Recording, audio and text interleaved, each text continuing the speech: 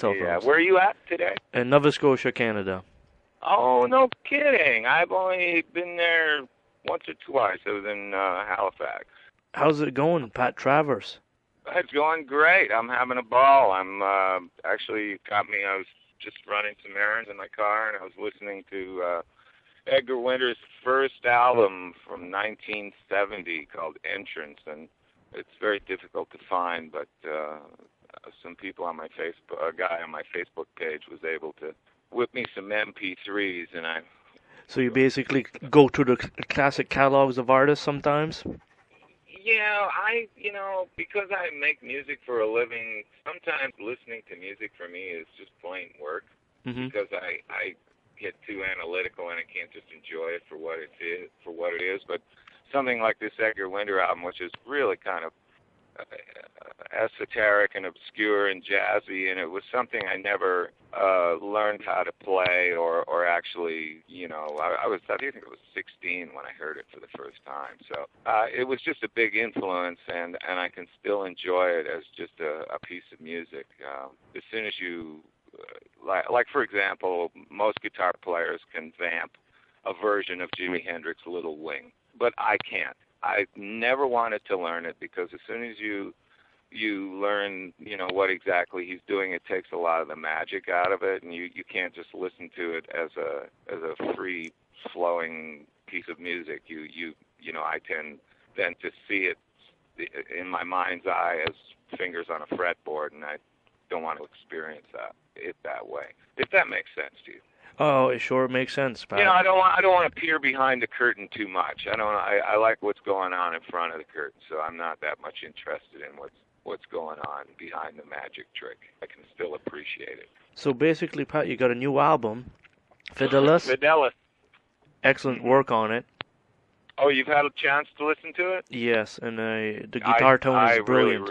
I really, really like it. I think it's a lot of great music, and I hope that we have some success with it and that people like it too. We have been playing some of the songs live in our set, and they go over very well. And we're actually getting requests now and for people wanting to hear songs from the new album. So that's good because, let's face it, I'm a classic rock artist, and most people already know the songs that they like to hear from me, and they're not that much interested in anything new. But I think on this one I accomplished something that it's reminiscent of what my older fans liked about me in the first place, but maybe some younger people who haven't heard of me before can make a connection with it as well. So my whole desire now at this point in my life is to have a much broader appeal and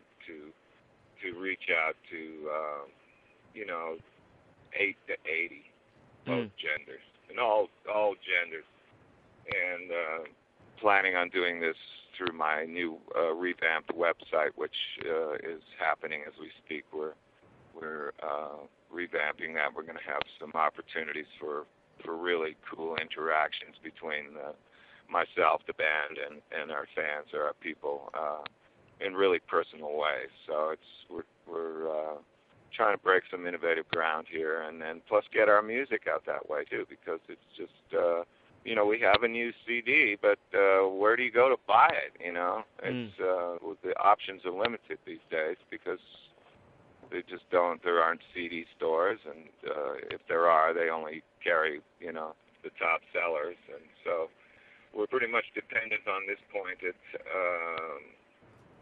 people downloading it from iTunes or wherever, and they can also purchase the finished CD in two formats. They can get an MP3 with just the front cover, or they can get the actual CD, the 16-bit WAV file with the booklet, and that's available on Amazon and on eBay until we get distribution in some sort of chain store, I guess.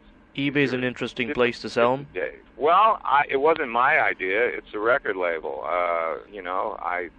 We're supposed to have this thing released first week in June, and it's not really my job to find the yeah. distribution. So I don't know what he's doing.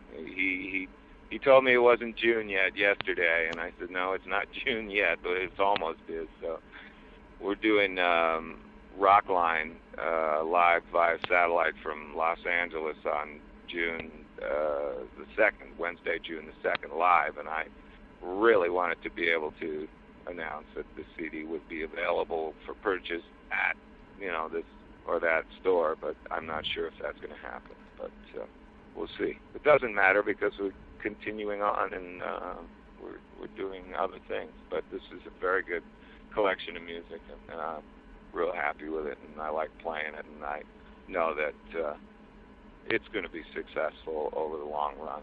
So that makes me feel confident. Now, Pat, your guitar tone on this album, is it like, classic equipment that you're using, or is it, new stuff? Yeah, I actually, when we recorded it in Canada, actually, just in Ontario on a really nice cottage on a lake where they built a studio, and when we rehearsed and, made demos of the songs, and most of the time I was using a vintage Stratocaster for the demos and stuff, but when I went to record the actual songs, it just didn't sound big enough, so I used my main guitar, which is a Paul Reed Smith Modern Eagle, and just threw my Vox pedal board and into what was I using? A Marshall or a Boogie. Mesa Boogie? A Mesa Boogie, but I don't use the preamp on the Boogie. I just use the power amp. I go into the effects return out of my pedal board. So as long as a Mesa Boogie makes good power amps, I'm not that thrilled with their preamps, but their power amps are very ballsy. So, and then I have a suspicion that we weren't getting full power at the studio, and so they may have been browning out a little bit, but it sounded good, on some of the solos. And then we did some of the re-recording down here in Florida at our drummer Sean Shannon's studio, the Red Room. And so I had access to different amps and stuff. But it was pretty basic. I just, guitar, cable, preamp, and just a mic on a SM57, sure, on a 12-inch speaker. And just some good playing. And Kirk McKim, my other guitar player, he did a lot of dazzling work. He does most of the Hendrixy kind of clean Strat sound fills and stuff. And he just did really good. Everybody played great on it. I'm very pleased with it. Steve Thompson was our producer, and he was just it was great to have a really good collaborator. He's a frustrated guitar player himself, so he knows when it's good and what he wants to hear. He's just not physically capable of playing it himself, So he would have great suggestions, or he I would like to impress him too. Right. So I didn't noodle around at all, like, guys kind of noodle before I wouldn't play until a red light went on. And then when a red light went on, I just wanted to make him jaw drop. So it was fun. Steve Thomas is a good producer, actually. I do know him. Steve Thompson, yeah, he's very good. He's got a great, he's a feel producer, I mean, he's good technically, but he knows what a good performance is and what a good groove is, and he's great. I want to work with him again, and I'm sure we will. Another thing to your album cover, whose idea was that? Well, that's John Breaux, the owner of the record label. We were talking on the phone about the artwork and what it should be, and he said, Pat, I found this photograph. He says, I had to buy the photograph. He says, but you got to trust me on this one. I know you'll love it. This is it. I got to get it out there. I can't wait for you to have a chance to look. Just say okay, and believe me, you'll trust me. And I did. And then when I saw the Dalmatian with the World War II Army helmet on, I just, because I'm a big dog lover. As a matter of fact, I just had to say goodbye to my big Great Dane Shiloh, and he had the same big black nose, and he was same white and black and spotty like that too. So I was very pleased. that it wasn't a picture of me, that it was a picture of a dog. And, you know, he appeals to people, once again, a broad group of people find that picture just fun to look at, you know. And so we're going to get some T-shirts made, and you know, you wouldn't mind your 6-year-old wearing a T-shirt, and you wouldn't mind your 60-year-old wearing a T-shirt either. So breaking the tradition of the album covers. You know, it's been difficult over the years because once they shrunk the format down from LP size to CD size, that just made it really difficult. And I like this one because it's super simple. I like the fact that it's just white and it's just the dog, and you know, it's very uncomplicated because, you know, I do like CD covers. I do like them to be something, but it's hard to get any detail on something so small. So this time I went with, you know, the exact opposite. Very little detail at all, and I think it's effective. It stands out, you know. But that was John Bro, who owns Alexis Records. It was his idea. And also, you're touring. You're starting like what, in 2 days from now, and going until. No, well, you know, we're on the never-ending tour. Last week we played out in Iowa, and tomorrow we're playing in Houston, Texas, and then Corpus Christi, Texas. Then we go out to California for a week and a half, and then we're back. And then, fortunately, we're playing a few shows in Florida and Georgia in June, so I don't have to travel on a plane so much. And we're just taking every date we can because we want to get out there. We want to promote our album. We want to do interviews. We want to, you know, press the flesh and meet the people. And this is how we're going to do it. This and with the internet, you know, I've got my Facebook, Pat Travers Facebook page, band, and I work that, you know, a couple hours a day and talk to people all around the world, and we talk about all kinds of stuff. So I'm, you know, interested in applying the same things I've been doing on the Facebook page to the website, but I'll be able to expound more and have more stuff due, and I want people to be creative along with me, you know. I really do. I think, you know, it's not all about me. It's all about us. And without my fans, without people who like my music, I can't make the music. So, you know, I really want to give them what they want and have them get involved in ways that haven't been done before. And, you know, just having a nice, positive place to go and hang out. And, of course, we welcome all religious faiths and all political views. Just don't talk about it. That's the way it'll go, you know. Choosing the set list every night you're playing, do you rotate the set list sometimes? Yeah, we do, for a couple of different reasons, and we're going to even start doing something slightly different as well in that regard. But, you know, sometimes it depends on the venue. If we're headlining, then we usually got 90 minutes at least to do our thing. So, you know, we can play more songs, but sometimes we're stuck with 75 minutes, and sometimes it's an hour, and so, you know, we're going to have about 25 or 30 songs ready, and eventually we would like the, you know, if we're playing in a certain area, a gig, we'll ask our people going to the gig, they'll choose, you know, the set list out of a list of like 30 songs or whatever, and we'll just see the highest percentages of the songs that people want to see, and that's what we'll play. It's a good way to look at it. Give them what they want. Why not? You know, they got to make, I mean, we got to make an effort to get there, but they got to make an effort to get there too, you know. So, right. So, yeah, we're just, I think that's interesting. More involvement, you know, is what's required here. Makes totally sense, you know. It's a good way to look at it. Yeah, I think people enjoy it, and I know I'm having fun doing it. So it's, you know, it's a winner all round. And if we can actually start to make you know, some money this way as well, and I don't have to kill myself traveling around, I'll be happy to do that. Maybe we will have people come to us.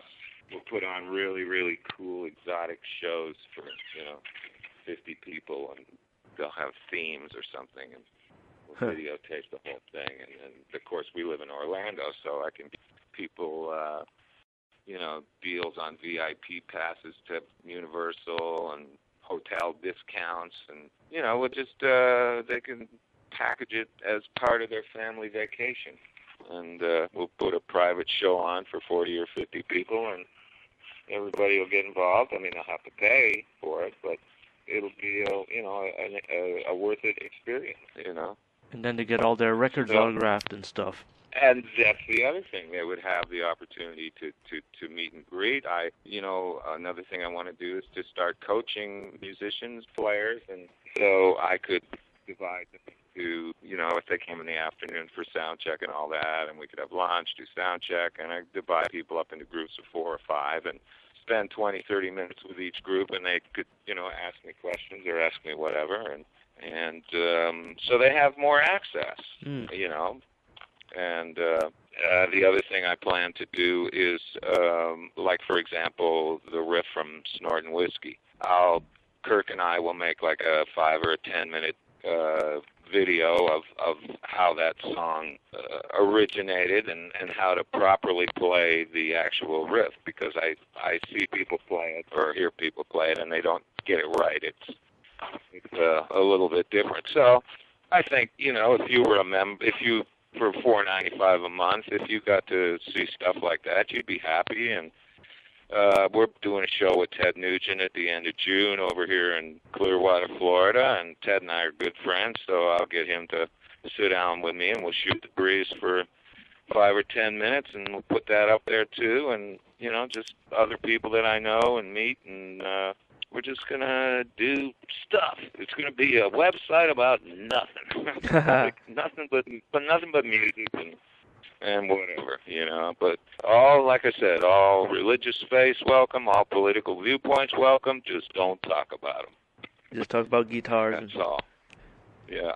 Well, because I'm finding out a weird thing here, that because I can sort of check the demographics of my fans on the Facebook page, or I can guess a little bit, and a lot of my fans are not what I thought in their political views and in their viewpoints, but that doesn't matter. I'm certainly another thing I want to do is make this a bilingual site and have Spanish too, and then maybe we could get somebody in Canada, in Quebec, to do a volunteer to do a French translation as well. Wow. Because it just seems stupid to me to exclude, have people excluded because they're not good at English. It doesn't make any sense, Kirk McKim, my guitar player, is taking the Rosetta Stone Learn to Speak Spanish course right now so that we can invite more of our Spanish-speaking fans, because we have them. I know we do.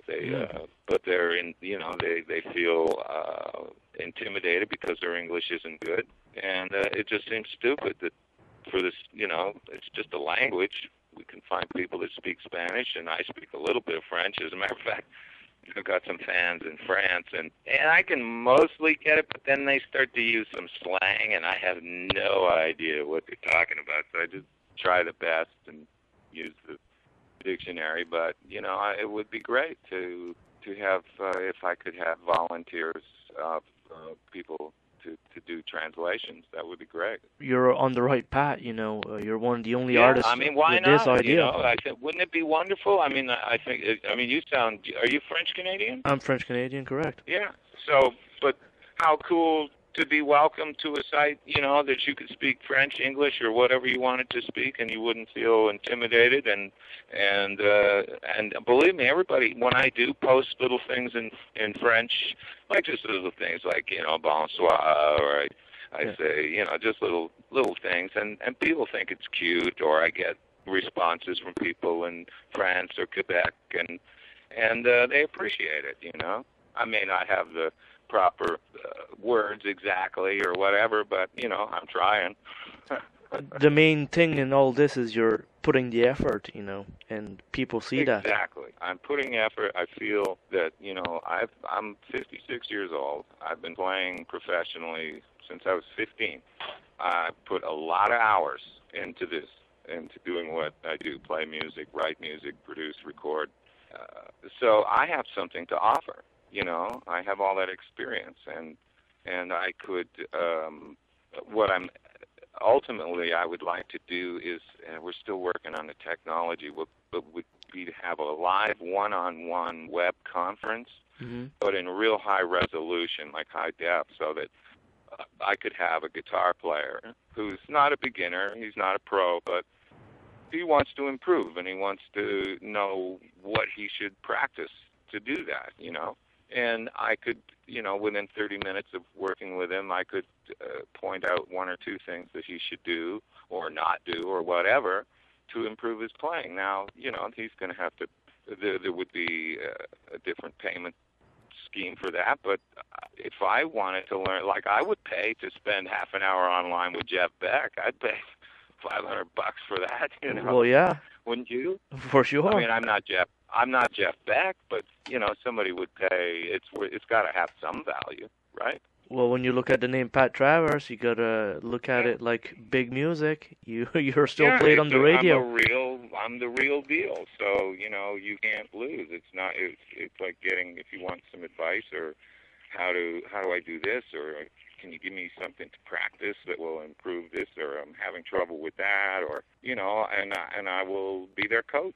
When do you foresee all this happening, Pat? Very quickly, within the next month or two.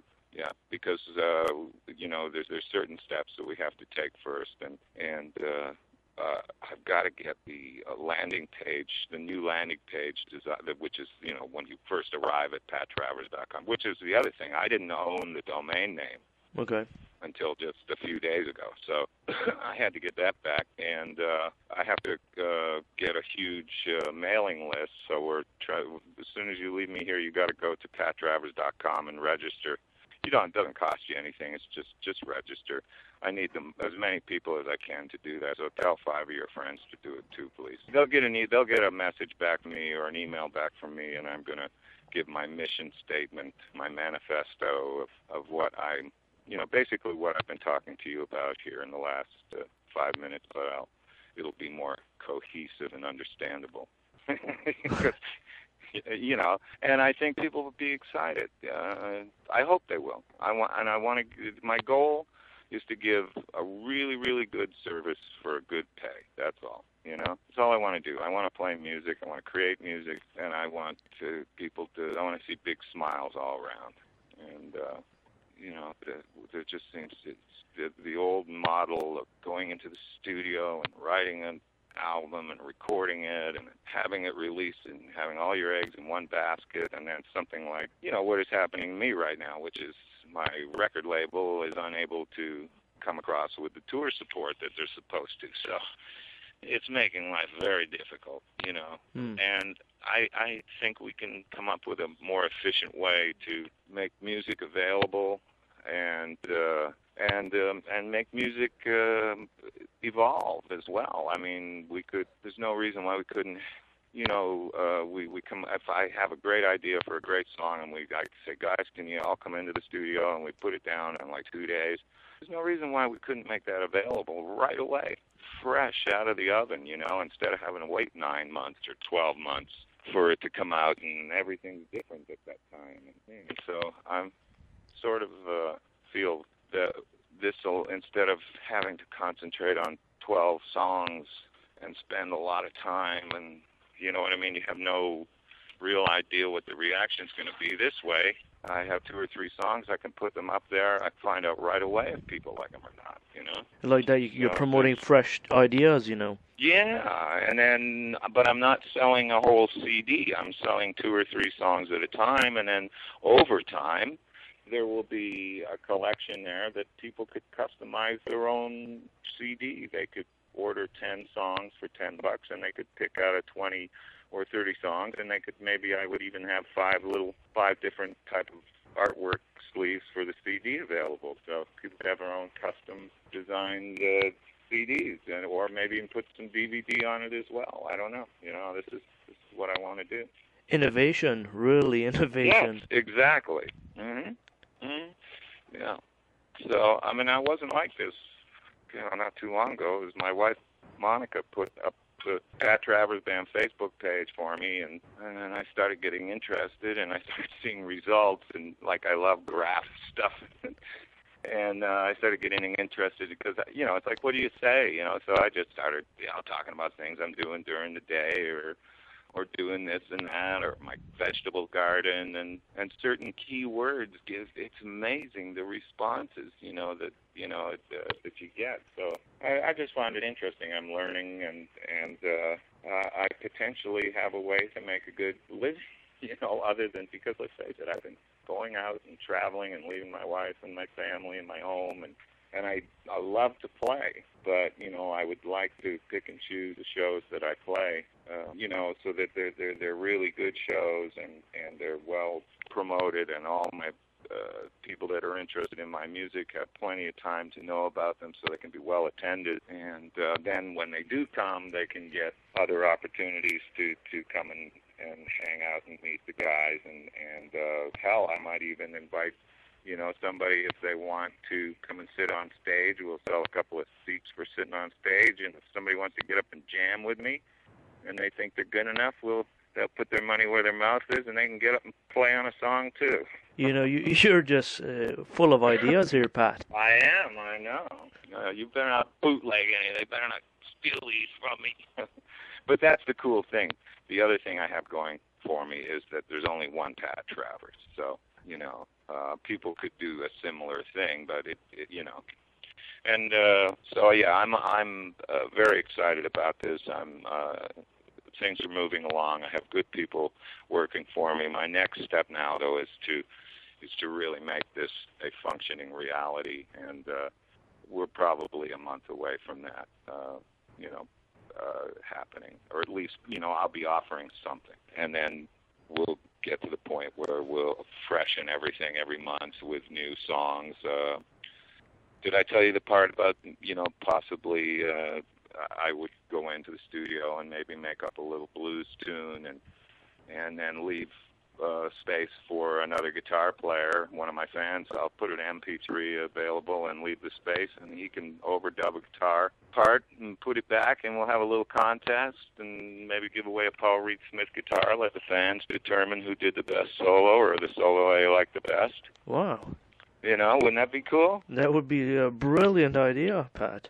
Mm-hmm. My, this is full of ideas. Yeah, I know. Why not? Why not share it? It's cool, and you never know when they discover somebody that wouldn't otherwise have gotten a chance to get the spotlight shone on them. So this has been something I've been thinking out for 2 months, and a lot of dominoes are falling in place just perfectly. So excited, and I'm glad I got this new album out too, and I hope people can buy it. Somewhere. We'll have it at our shows, but right. It's definitely one of the best pieces of music I've made. I love a couple of the guitar solos that I played. It gave me chills. They were, they were so feeling. We were in a really nice place, but it was a gilded cage because we couldn't go anywhere, and we were there for like 5 weeks, 7 weeks altogether. And without seeing family or being home. So there was some loneliness and desperation in some of those solos and vocals, but it's good, for an authentic performance. You know that this is an interview that's going to be aired on radio and all that with all information you gave? Oh, I don't mind. No. I'm all for it. Okay. Go to pattravers.com, register. Go to my Facebook page, Pat Travers Band Musician, and I answer back. I talk to you. So, the more the merrier. I need numbers right now, and the sooner I have the right numbers, the sooner I get this thing going. And believe me, I'm so anxious because I like to work. So I love the idea stage, but I love the implementation stage even better. You're going to be a busy man very soon, I'm sure. I don't mind, though, because I can now, for the first time in my life, I'll be able to organize my week where I'll work, Monday through Friday, about 4 hours a day, and then I can, go do some shows on the weekend if it's in the right shows, and I could do these smaller private affairs for people who want closer, access, and we could do these in different cities. I mean, I could do it in Orlando and maybe show, or Houston, or LA, or New York, at region people who organization, you know, and it turns into something, you know, very special. So I don't know. We'll see what works, what doesn't work. But the cool thing is we'll be able to find out pretty much right away, you know. Mm-hmm. The feedback is instant, but I, you know, it's very important to me now in my life to provide a good service for, you know, for a good compensation. And I have another advantage. I've been taking martial arts for just over 6 years now. It's a Okinawan karate style called Ishin-Ryu, and it's pretty tough, and I've managed to reach the rank of second-degree black belt. So wow. I'm a karate sensei. I'm a sensei, just literally means one that came before. But, you know, it's teacher. So I've been teaching karate for 4 years now, and that has helped me, you know, develop it, even though it's a guitar and, you know, you're not beating people up or trying to protect yourself. The discipline is the same, you know, and that's important. And then setting your bar really high and pushing yourself further than you think you can go, you know, and I know that, you know, my karate sensei did that for me, and it's so important, you know, because you just won't push yourself hard enough. You won't do it. Not everybody can do that. You need someone to crack the whip over you, and I want to be that guy, but I want to do it in a fun way, you know, where people really will get to see results very quickly if they, you know, get some tutelage from me. But that's I don't plan. It would be impossible for me to have, you know, too many people in that category. I mean, I think 100 would be the most I would be able to deal with. Some general things I could deal with, like in general questions, if there were enough, I combine, and, you know, but for someone who wants just a one-on-one session with me, then that's going to be something different. Plus, as I said, I'm still trying to find the right system that will allow me to be real-time HD one-on-one. A webcam, you know, so I can be talking to somebody in England, and I'll be here in Florida, but it'll be, you know, a little time delay, but not. Yeah, HD high definition is the way to go, I guess, on that subject. Yeah, well, at least on my end, I want people to, when they see me and I'm live, you know, I've got plans for that too, for what the setting I'll be in. I mean, we may have green screen it so I can be in any setting I want to. We may do remotes, because I'm thinking of having my own TV show on YouTube as well. So that's another thing I want to do, yeah, aside from the website, but it'll be tied in as well, you know. But, yeah, I eventually want to have a weekly or a monthly TV show on YouTube for like an hour and interview people and talk about stuff and do product, you know, analysis, like this amp, that amp. Maybe people will start sending me their stuff to talk about it, and people will pay attention. So there's a lot of potential. Yeah, just do it. How long have you been in Nova Scotia? Basically 33 years. Oh, okay. My life. Where were you born originally? In Nova Scotia. Oh, I didn't realize that there was Quebecois, or at least French Canadians with a French Canadian accent in Nova Scotia. Well, you discover something every day. Yeah, there's a French region in it. Do you have like some Acadian forebears or something like that? You got it. You think? Oh, that is so cool. You know what one of my absolute favorite songs is? And I'd never really realized what the lyrics were until just recently, and that's Acadian Driftwood by the band. Yeah. Have you ever heard that song? Yes, I did. And I never realized what the song was about, and now I listen to it and I go, that's such a cool song. And Robbie Robertson. Yeah, just a genius. My ancestors came here in 1673 in Nova Scotia. Yeah, that's something. That's incredible. That is so cool. You know, I'm a first generation Canadian. But obviously, you know, my kids are American. My dad was Irish and my mother was English. And so, yeah, I'm first generation Canadian, but not sure. It was really weird to be recording my album there. You know, how strange to almost 30 years later be coming back to essentially where I started to record this album. I was kind of aware. I knew I had to step up to the plate in all things and couldn't to have anything be half-assed or, that's good enough. And I think we succeeded. I also think that for good or for bad, it's a 2 or 3 listen album before it starts to kick in, and I think it's a great work on it. I gotta say that. Yeah. Well, I sure appreciate your compliment because, you didn't have to say anything. Be great. I sure appreciate that, my friend. We need to touch base again, around fall or something at the end of the summer and see how things are going. Gibson, my Les Pauls, or my Melody Maker, of course, was famous. No, I never really had an official endorsement deal with Gibson, so I've been endorsing Paul Reed Smith guitars now since '04, and my main axe is basically a Les Paul. It's a Modern Eagle. It's a Modern Eagle 1, and it's just real sweet. And then I have several, but the 2 main ones I use the Modern Eagle for just about everything, and then I use a Korean-made SC1 single cut with a humbucker I had put on it instead of the P90, and I use that open tune to A for slide. And it just rocks. It's so good, man.